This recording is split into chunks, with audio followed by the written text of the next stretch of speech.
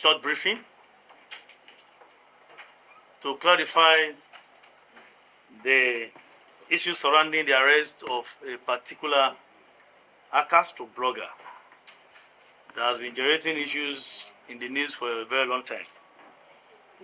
The police force has arrested this man for various offenses, but it's important for us to already clarify some of these issues so that members of the public will not have wrong perception about police engagements and activities. This particular hacker is an anonymous hacker, and it's always very tedious to even identify them in the first instance. So the Nigerian Police National Cybercrime Center has done well in these regards to have identified this man and subsequently apprehended the man. In an effort to protect national security, maintain public order, identify and apprehend those engaged in criminal activities threatening the stability of our nation, the operatives of the Nigerian Police National Cybercrime Center have apprehended an anonymous hacker in connection with alleged criminal conspiracy, offenses against the Official Secret Act, leakage of classified and restricted documents, acts likely to cause breach of public peace, sedition, fraud, and tax evasion. The complaint filed by the Office of the Secretary to the Government of the Federation alleged that an anonymous blogger using the Twitter handle at PIDOM Nigeria published and distributed a restricted document on a sensitive matter of national security. The district investigation was initiated to identify those responsible for the leakage, which led to the identification of Bristol, Isaac Bristol, Michael Temidayo Alade, and David Hundeyin as suspects in connection with the alleged crimes. The principal suspect, Bristol Isaac Bristol, was apprehended at a hotel in Port Harcourt on Saturday, 24th February 2024, by National Cybercrime Center detectives, and in an attempt to resist arrest, the suspect locked himself in a hotel room, smashed his phone, and flushed it down the toilet in an effort to destroy evidence. He also refused to surrender his phone's password, claiming he had forgotten it, thereby concealing information. Subsequent investigations after his arrest revealed several suspicious activities between the principal suspect and his accomplices. Investigations also revealed that the suspect was responsible for leaking a sensitive restricted document generated from the Office of the President to the Secretary to the Government of the Federation. The suspect had also illegally accessed police restricted document data and posted directives from the Office of the Inspector General of Police and many other restricted documents with the aim of jeopardizing the security network in Nigeria. It has also been established that the suspect also raised funds through anonymous means to sponsor cyber terrorism and other related crimes. Evidence of this was derived after critical forensic analysis of the suspect's crypto wallet transactions. The Inspector General of Police, IGP Olumuyiwa Adejobi, NPM, has reaffirmed the commitments of the force to maintaining peace and also reiterated that the Nigerian Police Force remains vigilant to take swift and severe action against any individual or group threatening the country's stability, ensuring they face the full force of the law. The IGP assures members of the public that further investigations will continue to uncover all facets of this conspiracy. The suspect has, however, been charged to court today, 3rd September 2024, and remanded in prison custody. Thank you, and God bless you. The principal suspect, Bristol Isaac Bristol, was apprehended at a hotel in Port Harcourt on 5th of August 2024 by Nigerian Police Force National Cyber Crime Center detectives. And in an attempt to resist arrest, the suspect lured himself in a hotel room, smashed his phone, and flushed it down the toilet in an effort to destroy evidence. He also refused to surrender his phone's password, claiming he had forgotten it, thereby concealing information. The Cybercrime Center knows what to do. They have been able to arrest one, and they have fingered other two, and I'm sure they are working assiduously to see how they can actually get them. Perhaps they must have sent invitation letter to them, or they must have contacted them one way or the other. I don't know the plan the team has, but I'm sure since they have fingered them, definitely they will want to interrogate them for further action. Sorry, sir, in summary, the police is trailing them, right? It is possible. If they have been fingered, whatever word you want to use as either for semantics or description, the police will do the needful to make sure everyone involved in such crimes will be brought to book after thorough interrogation and investigation. Thank you very much. Everyone will be fingered. We covered today that The trio. Yes. Three of them, including one that you didn't mention yesterday. Yes. I want clarity. Is it that yesterday you declared them wanted and today you're obtaining a court process? I'm asking you, shouldn't it have been the other way? No. It is not. The nature of the offense doesn't warrant unnecessary court order. Don't forget the charges are so many and they are weighty. Terrorism financing, subversion, disable felony. Most of these offenses are capital offenses. So whether we have court order to declare them wanted or not is immaterial. We only tried to perfect the system. We only tried to justify whatever we do. Even without such an order, the police has the right and the powers to do what we have done for the interests of national security and safety. And let me say again that we are shocked the way certain individuals and groups have condemned the process, challenging the police of witch-hunting protesters. And let me reiterate again, we have not charged any protester to court. We were able yesterday to roll out certain facts while we are still concealing many facts concerning this particular case involving those who have declared wanted, particularly the white man, the breathing, Andrew Wine and Obinya and others. They actually planned to infiltrate protests. Let us get it right.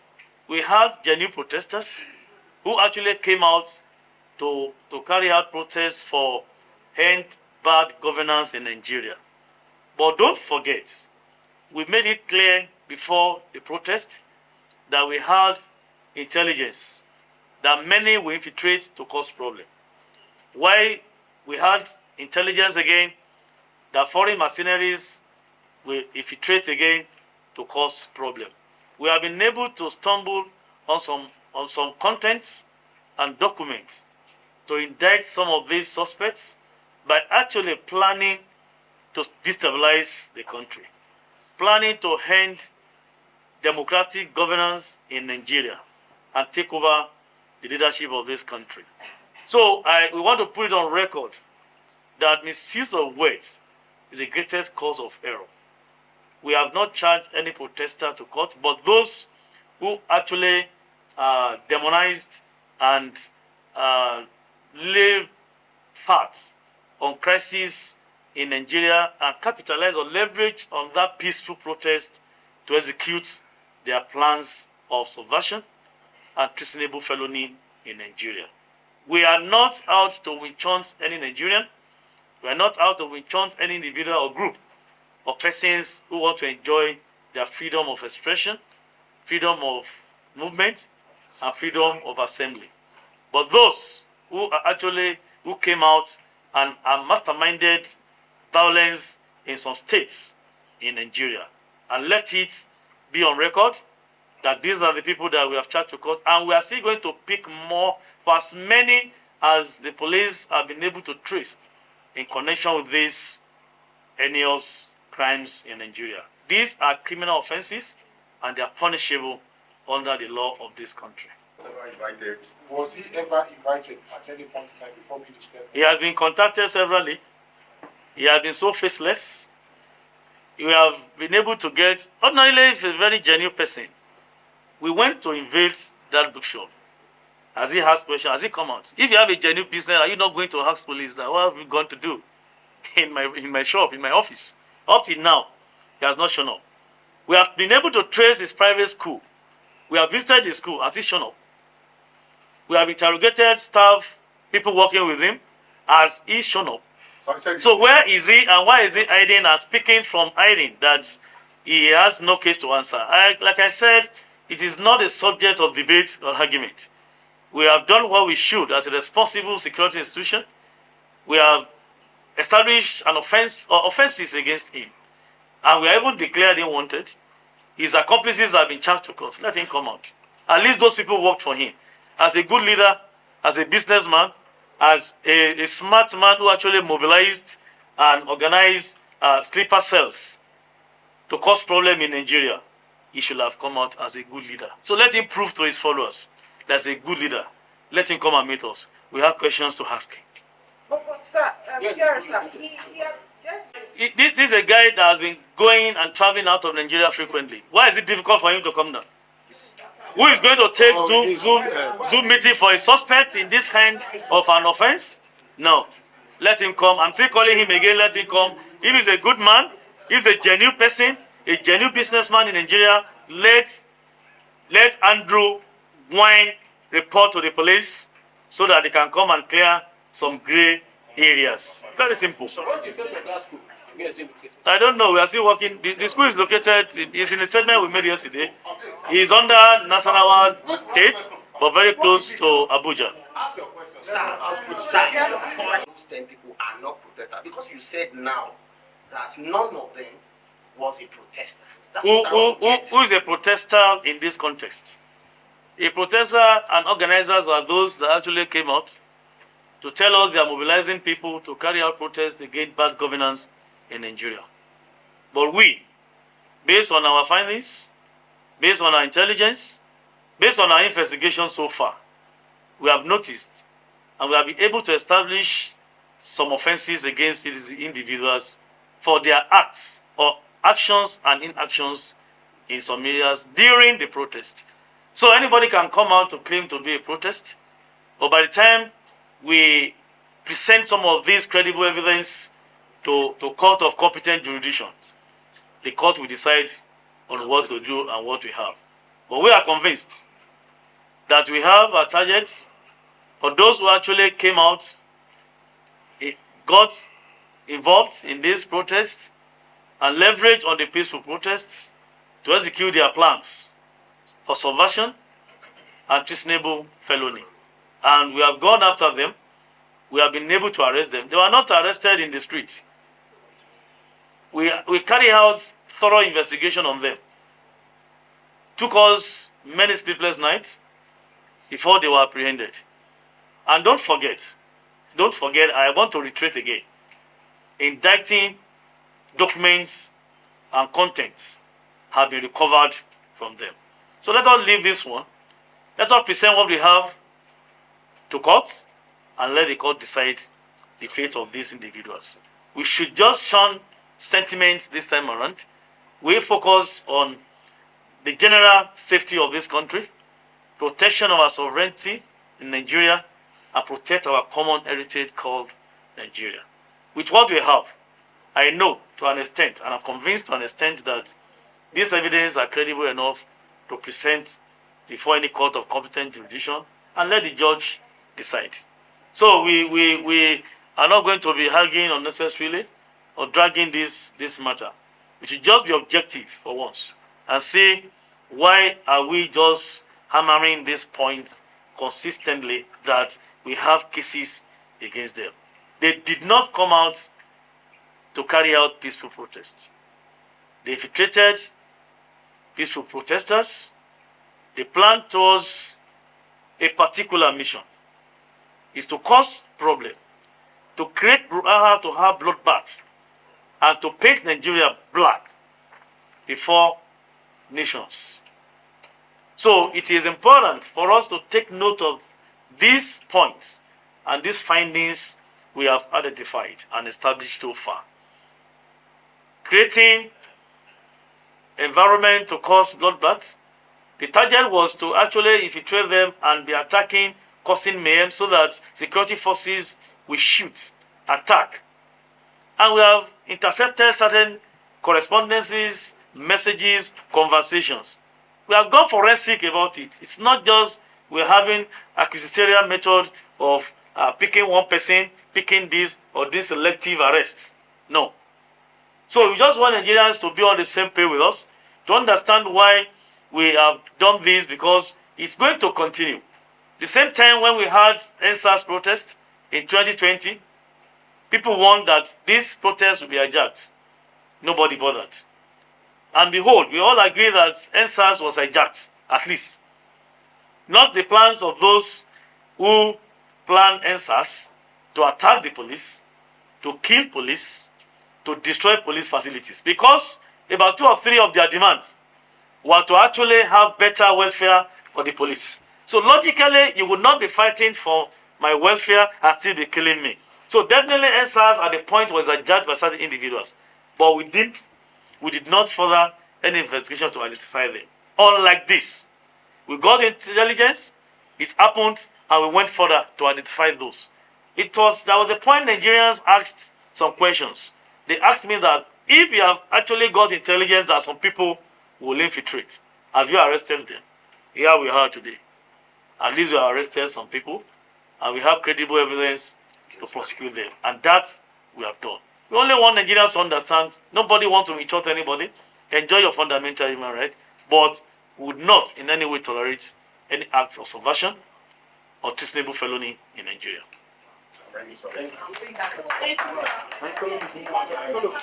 I think the police will not be the right institution to comment on extension of tenure for the Inspector General of Police. The President of the Federal Republic of Nigeria, after due approval by the Police Council, appointed the Inspector General of Police. So if there is any issue concerning tenure elongation or extension, I think the government or the Federal Republic of Nigeria is in the best position to clarify that. I, as a PRO, I don't have the power to do that. Even the IGP as a person does not have the power to announce his extension in office. So let the right authority do that, and let us wait for what the federal government is going to say about that. Thank you.